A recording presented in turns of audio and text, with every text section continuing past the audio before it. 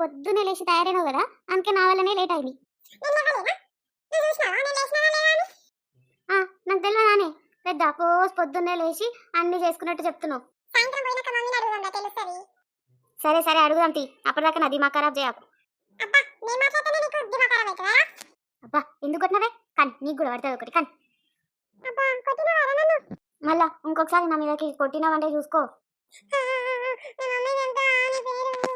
చెప్పుకోపో, నేను కూడా వస్తున్నావు. అగో ఏమైందమ్మా, ఎందుకు ఏడుస్తున్నావు?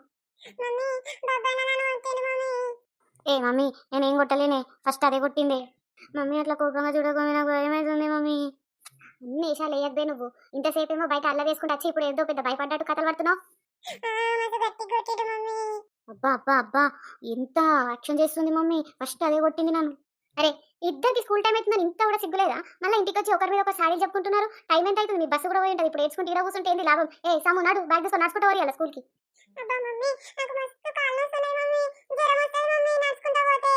ఇప్పుడు ఉరుక్కుంటూ వచ్చినప్పుడు లేదా నీకు కాళ్ళ నొప్పి? మమ్మీ నడుచుకుంటూ అయితే వద్దు మమ్మీ, ప్లీజ్ మమ్మీ. మరేంది నామేనా ఇలా స్కూల్కి అనేది?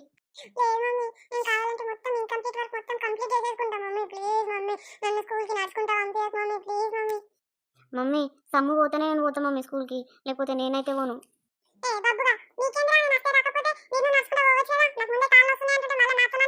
నీతోనే మాట్లాడుతున్నా, నేను మమ్మీతో మాట్లాడుతున్నా. అప్పుడు ఇద్దరు అప్పుడు తక్కువ దగ్గర నడుచుకుంటా ఊరి స్కూల్కి నడు నుంచి. మీరు ఎన్ని నాటకాలన్నీ అలా స్కూల్కి పోవాల్సిందే ఇద్దరు. అవును మమ్మీ ప్లీజ్ మమ్మీ. చేసుకోపోరు ఏమన్నా వేసుకోపోరు. నువ్వు ఒట్టి యాక్టింగ్ చేస్తే ఓవర్ యాక్టింగ్ లాగా ఉంటుంది. ఇంకా నువ్వు ఇవాళ ఓవర్ యాక్టింగ్ చేసినావు, ఇంకెట్లుంటుంది మరి, అట్లనే ఉంటుంది.